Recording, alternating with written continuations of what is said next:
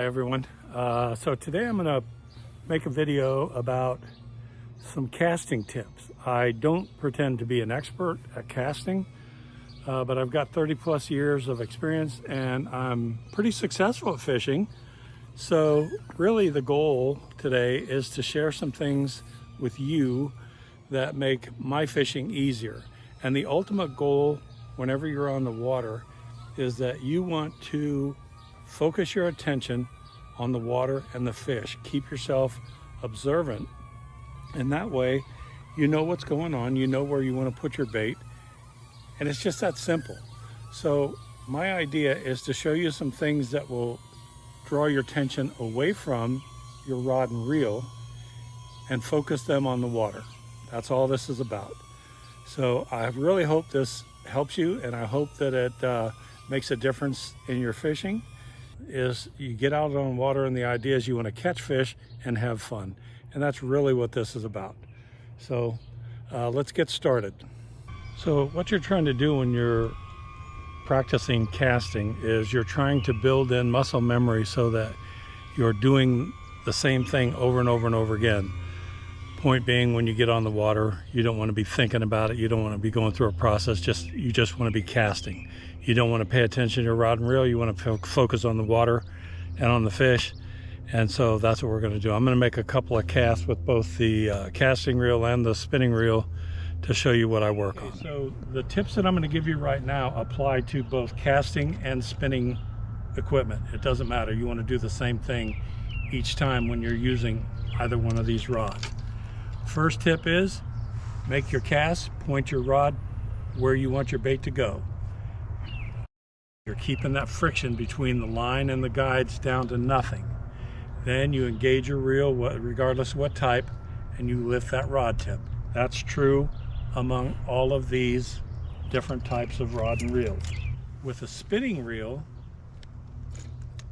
what you want to do is you're going to take 3 steps to make this cast successful. When you get your bait out there, you're going to manually flip the bail over, lift the rod tip to get your line tight, and then start cranking your reel. Do those 3 steps and you will never get loose line on this reel. So in fact, when you're learning this, because a lot of guys don't do this, and when you're learning something new, sometimes doing it in steps helps. So if you say the words out loud, making the cast, flip, lift, crank, then just do that over and over, and basically in about a half hour you're going to have this down. And it's always the same thing regardless of where you're throwing or what you're using. Flip, lift, crank. That's it.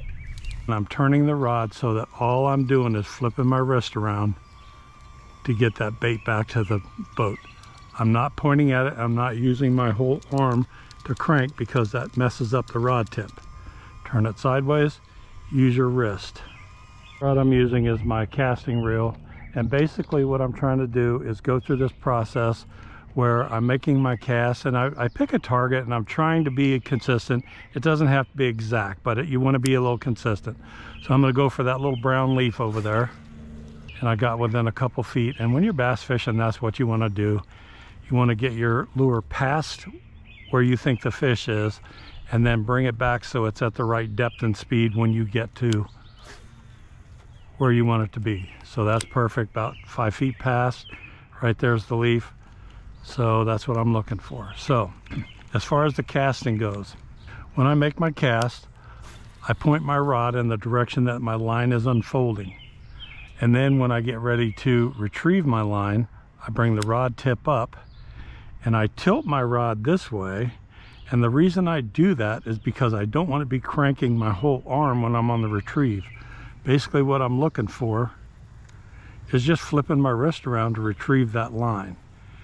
And one of the benefits of that, look how smooth and how steady that rod tip is. That's important.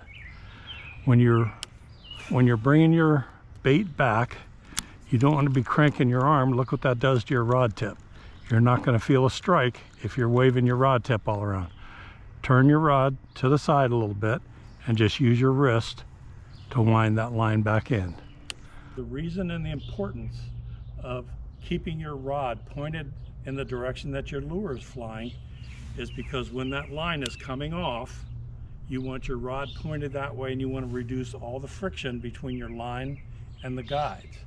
But when you start to retrieve, that's when you want to lift the rod tip, and it's going to create an angle between your rod tip and the line, and we'll show you that right now. So when you're retrieving, the reason you want to lift your rod tip is you want to create this angle 90 degree or so between your rod tip and the line, and that way when a strike comes, you're going to feel that twitch in your rod tip. If you're pointed directly at your bait, you're not going to feel that twitch. What I'm going to show you here is what I do that's different than most people that I know that use casting reels. The rule is that you put your thumb on the line, disengage the reel, make your cast, and slow the line by hitting the line. Well, that's not what I do.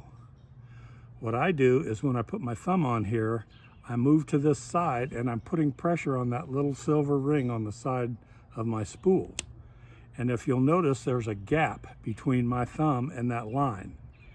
I can start and stop this line just by putting pressure on the spool itself. It's not as efficient for stopping the line, but that's what I do because I don't want to stop it too abruptly or put too much pressure. Once your bait's flying through the air, if you put too much pressure and stop it, you have to make a new cast. And if I see my bait headed for disaster, I can always stop it. So the tip for the casting reel is this.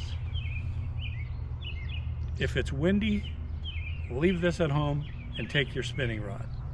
Casting reels don't work well in the wind. They just don't. No matter how good you are, they just don't. So leave it at home.